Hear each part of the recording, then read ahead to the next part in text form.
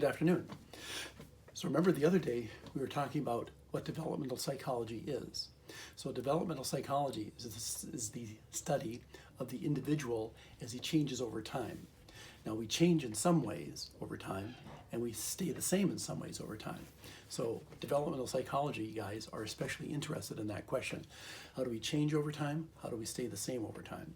Okay. One big area of change when we grow up is the area of adolescence. That is to say, the time in and around the age of, say, 10 or 11, maybe even 12, up till 18, right? So this question right here is the question on what I always call teen think. Describe teen think. How do teenagers think? That's the big question that we're going to talk about today. Right? So if you've ever studied Piaget, you remember that Piaget says that as we proceed over time, as we develop over time, we change in the way we think and in the way we solve problems, right? So when you're 2 months old, you have a big problem, and that's, where's my thumb? So the best way to find your thumb for Piaget is to sense it and move toward it. He called it sensory motor level of development. So from the age of 0 to 2, how do you solve your problems? Okay, you sense them and move toward them, sensory motor. How do I find out about what that little doll on the floor is all about? I sense it, I move toward it. Okay, it's called sensory motor. From age 2 to 7, he had what we call the pre-operational level of development, actually like 3 to 7 really. What he called pre-operational, that is to say, is before you can carry out logical operations, right? So naturally a 3-year-old is not able to think in an extremely logical way. There's a certain logic to the way they think, but not what we would call adult logic, right? So for example, when you're 3 years old or 4 years old, you might believe in Santa Claus. You might believe in these magical forces. Like right now, you might be waiting for the Easter Bunny if you're in what we call the pre-operational level of development, okay? That's Piaget. Then all of a sudden, from 7 to 11, right, he called that stage of operations concrete operations. That is to say, it's during that time that when you solve problems, you can think in a pretty logical way, somewhat logical way, right? So for example, you can do somewhat complicated mathematical operations like multiplication tables, right? So I remember when I was 7 years old, the math teacher said 2 times 6 is 12, right? And all of a sudden it occurred to me when I went home and looked in a carton of eggs that eggs were lined up 2 by 6. I went, wow, okay, that's pretty exciting. Okay, so it's during that time, what he called the concrete level of operations, that you come to see, that you come to like this really neat, exciting insight that you can do some mathematical problems and the things you're learning in math class are somehow connected to what you see in the world, right? As I say, I distinctly remember that exact moment. It was very exciting, right? Okay, wow, it seems like I can do some mathematical operations. Right? You wouldn't give me a calculus problem or a complicated algebra problem, right? But you can do basic math. Okay. Then in around the age of 11, okay, Piaget wants to say we think in what we call a formal operational way. That is to say, we think with the potential of thinking like an adult. And this is where a lot of people misunderstand him, because he's not saying that when you're 11, you know as much as an adult, but he's saying in some way or another, you think like an adult, and that you can think logically. So when you say thinking logically, what does that mean? Okay, what does it mean to think logically? It means that you're able to take a general idea and apply it to a specific situation, right? So for example, it's a general idea that we shouldn't steal, right? One of the commandments says, thou shalt not steal, right? So we can take that general idea and apply it to a specific situation. So when you're thinking at what we call the level of formal operations, when you're thinking like an adult, you can see that if you're walking down the street and the guy in front of you has dropped his wallet on the sidewalk, an honest person would say, excuse me, sir, but you've dropped your wallet, right? Okay, you're taking a general idea, thou shalt not steal, and you're applying it to this specific situation here. That's adult thinking. That is adult thinking. So even before that, you know that if somebody has lost their wallet, maybe you should help them find it if you can. Okay? There's a sense of justice, right? Okay?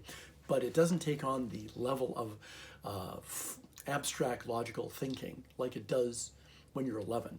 So when you're 11, you can actually think in a very abstract, logical way that resembles adult thinking sometimes. So an adult thinking at his best will think in the same way as an 11-year-old, right? Sometimes. Right? Again, it does not mean that you have the same knowledge or information about the world as an adult. So you would not say to an 11-year-old, okay, hey, son, I want you to do my taxes. You wouldn't do that, right? Okay, but you can say, hey, is it fair for somebody to pay taxes? And the 11-year-old might say, yeah, people should pay their taxes, right? Okay, because generally speaking, you should pay for what you use. So if I'm using roads and sidewalks, I should pay for them. So an 11-year-old can understand in a very logical way the necessity of paying taxes in the same way an adult could. In the same way an adult could, right? So when you say describe Teenthink, you're actually describing somebody who can think like an adult. So when you're a teenager, you can actually think like an adult. Okay, that's the intriguing fact. So when you describe Teenthink, right, we're going to emphasize 4 aspects of it. Number 1 is what we call the formal level of operations. That is to say, you can think like an adult when you're 11. Okay, and again, a lot of people are resistant to that idea, but really think about it, and you'll see how true it is. Okay, you and your dad, if you're 11 years old, you and your dad can talk and think about taxes in the same way. You would not have an 11-year-old do your taxes, however, right? Because he doesn't know as much, but he understands the idea of taxes and why they're important, right? And I don't even want to say that, right? Right? Okay, that's the first aspect, formal operations. You can think logically, right? Okay. But the intriguing thing is this: you're also thinking in a very egocentric way. Okay? When we're teenagers, we become very, very egocentric. It's just that simple, right? Okay. So what happens is, as you're growing up, you're literally bombarded with rules. Okay, all the time you're bombarded with rules. So if you're a little boy and you like to go fishing, like I did, there are rules. You have to be careful of hooks, right? You have to make sure you use the right kind of lures. You have to make sure you use worms and so on, right? There are a lot of things you need to do. So you have a lot of rules coming at you, right? When you go to school, you have rules coming at you. If you are raised in a religious tradition, you have a lot of rules coming at you. Your parents give you many, many different rules. When you go to school, there are many unwritten rules, like you have to dress in the right kind of clothing, or people might make fun of you. I remember I grew up in the 60s, and they oftentimes had striped pants. A lot of people wore striped pants, right? Okay. But nobody ever told me you shouldn't wear striped pants with check shirts. So I'd wear striped pants and check shirts, and I got, mocked relentlessly, right? Because you're not supposed to do that. So all these unwritten rules, these written rules, these rules that ministers and priests and holy men give you, your parents, peers, if you, for example, want to play baseball, there are many rules. You are bombarded by rules the entire time you grow up. All of a sudden, when you're a teenager, you go, time out, wait a minute. A lot of these rules are contradictory to each other. They're starting to contradict each other. This entire cavalcade of rules coming down on my head are now starting to run into each other. They are contradicting each other, right? So for example, if you were raised in a religious tradition, you would go to church and the priest up in the pulpit would say, be good to those who persecute you, turn the other cheek, forgive your enemies, love your enemies, right? Okay. But your dad would say, if somebody gives you any problem at all, you are supposed to beat him up. Okay, I don't want you coming home saying you're being bullied by, Smedley. Okay, you beat up Smedley. So on the one hand, you're getting a command from your religion that you should love your enemies. On the other hand, you're getting from your parents the expectation that you're going to stand up for your rights. Those are contradictory. Okay? Everybody remembers the drunk uncle that would stand there with the beer saying, I don't want you using drugs. And all of a sudden, when you're a teenager, you realize, well, wait a minute, alcohol is a drug. Okay, he's telling me not to use drugs, okay, and he's standing there with a beer or a martini or whatever. That's a contradiction, right? Okay, remember when you were little and the adults would always tell you not to run in the street for a ball? Well, you lost your ball in the street. Don't run out into the street and get your ball, right? Okay, these are the same people that would speed through yellow lights. Okay, so you're not supposed to run out into the street. However, I can dash through a yellow light. Okay, you begin to see these contradictions, right? Okay, notice when you're a teenager, you can think in a logical way. You're starting to think like an adult. Okay? You're starting to see that these rules and commands that you've been given don't connect. They contradict each other. Okay? And so you begin to translate these rules, or you begin to reevaluate these rules in a fairly egocentric way. So I taught high school for many years. Okay? And I remember occasionally, the principal would come in and say, okay, everybody open up their locker. We're going to do a locker search. We're going to look for drugs, right? Okay. Now, these are high school students who had just heard that according to the Fourth Amendment to our Constitution, okay, you have a right to freedom from illegal search and seizure, unreasonable search and seizure. People don't have the right to search and seize your property. And so naturally, if you're a teenager and you have this logical idea in your head, hey, Fourth Amendment says no unreasonable search and seizure. Right now, you're opening my locker and telling me to show you everything that's in it. That's a contradiction, right? Okay, so the point I'm making is that when you're a teenager, you can think like an adult, so you can think logically, but you're also thinking in an egocentric way. So you're thinking logically in an egocentric way. So you begin to look at the adult world as this kind of oppressor, right? Okay, and so that's why the first guy who wrote the book on adolescence, as a matter of fact, that's the name of the book, it's called On Adolescence. He says that in a sense, the teenager is a little bit like a barbarian, okay, who wants to, like a Viking. If you ever read about Vikings or seen the TV series Vikings, Vikings like to destroy things, right? Vikings look to civilization and they like to smash it. Okay, so the guy who wrote On Adolescence, notice that in a sense, that's what the teenager does. Teenage thinking is barbarian thinking, is destructive thinking. I'm here to destroy the old ways. The old ways oppress me. I'm going to march on Rome and destroy it. I'm going to march on civilization. I'm going to destroy it. They don't physically destroy civilization. What I'm saying, in their mind, they have destroyed all the old ideas that they have been burdened with, right? Because they can think logically, but they're also thinking in an egocentric way. Okay. Now the big thing is this: when you're thinking in an egocentric way, you tend to be somewhat self-focused, right? Okay. Which is to say, in a sense, you think that there's an audience watching you. So far we've seen the teen thinking is characterized by formal operations, which is in a sense adult thinking, is characterized by egocentricity, okay, it's self-focused, it's about me, okay, so I'm going to interpret these logical rules in a way that benefits me, okay. I'm also feeling that I'm somehow performing before an imaginary audience, okay.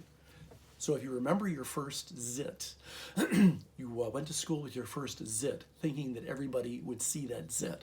In a sense, you thought that there was an audience watching you. Okay, so naturally, if you're self-focused, you think everybody's watching you. Okay, so one characteristic of teen thinking is that you believe that you are in the center of this imaginary audience, that people are watching you. And you want to say that's ridiculous, until all of a sudden one day, maybe you walk into class when you're a high school kid and your zipper's not up and everybody notices your zipper's not up and they start laughing at you. And so you go, well, maybe people are watching me. Maybe this imaginary audience is not that imaginary, right? People are watching me.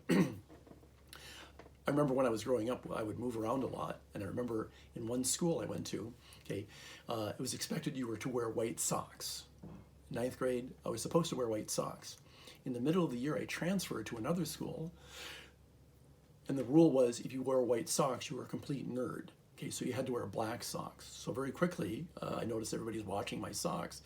I'm thinking, why are people watching my socks? So I said, oh, looks like you have to wear black socks here. So I went home and put on black socks. Then I went to another school, and in order to keep from that happening again, I asked the first kid I saw, I said, hey, are you supposed to wear black socks or white socks? And so he started going, hey, see the new kid? He's going to ask you what kind of socks you're wearing. The point I'm making is this, right? Okay, in the first school, I was wearing black socks when I was supposed to be wearing white socks. I then switched to white socks. Then I went to another school where if you wore white socks, you were an idiot. So I switched to black socks. And so when I went to the third school in the same time span, I said, could you tell me what kind of socks I'm supposed to wear? And then people thought you were stupid for asking what kind of socks you're supposed to wear, right?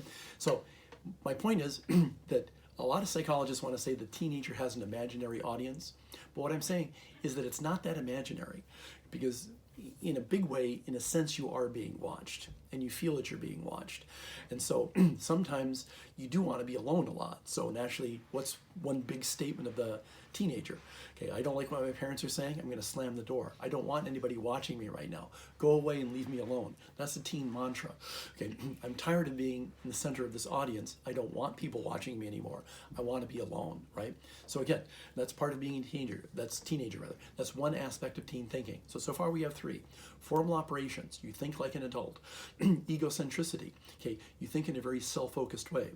Imaginary audience, that is to say, you think that people are watching you a lot. Okay, in fact, they are watching you, right? Okay, more than you want them to. And so you have to escape from them frequently by slamming doors, right? I remember when my teenager would slam her door, I would go, okay, she just slammed her door. What you gonna do now? Okay, you can't unslam a door. You can't go, I'm gonna open the door now. Okay, it's too bad. You've used your slam. You only get one slam per door. Okay, okay. The last aspect of teen thinking that we'll look to right now is what we call the personal fable. So naturally, if there's an audience, there's got to be a story, right? Audiences don't watch something if there's no story. So when you're a teenager, you have what we call the personal fable. That is to say, you believe in a sense that your life is a story.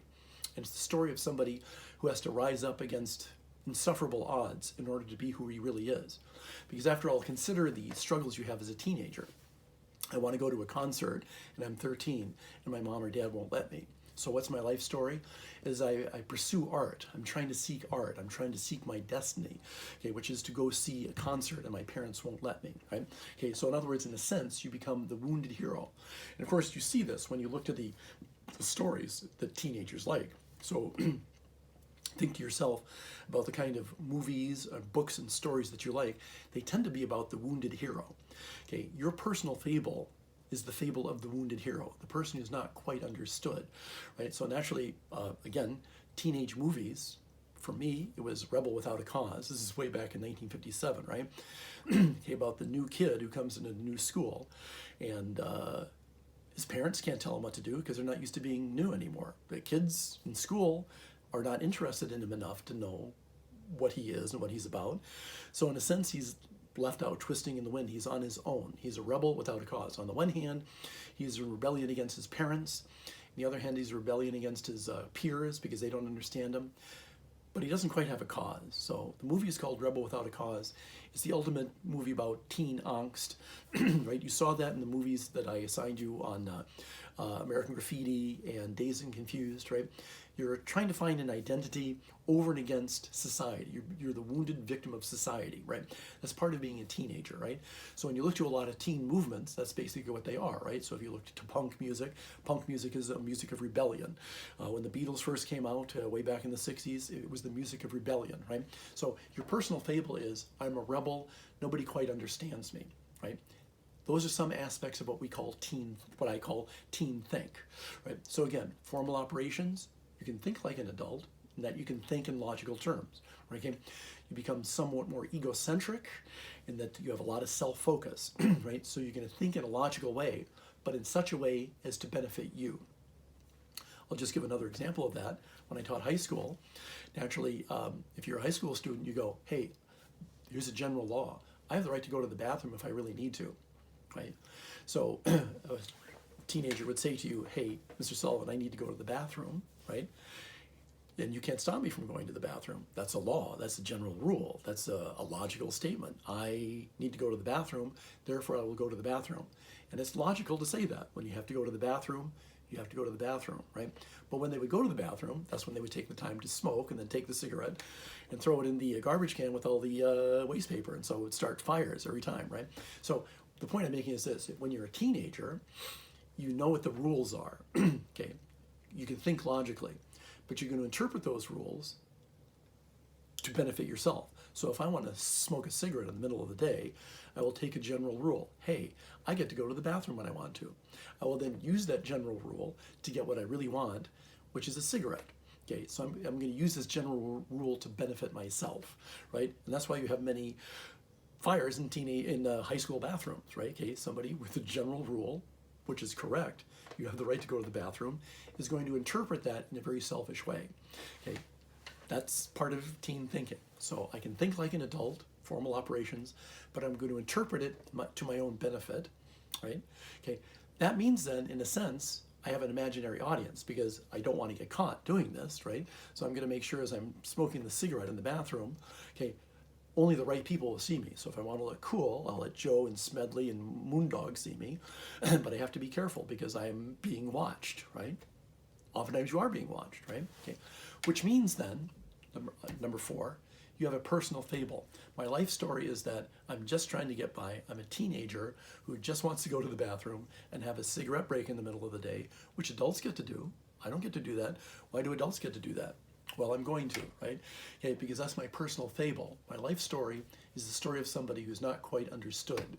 And so I must strike out at society. Okay, and in that sense, as I say, G. Stanley Hall, the guy who wrote the first book on adolescence, said the teenager, in a sense, is something of a barbarian and that he needs to destroy the old ways, the old rules, right?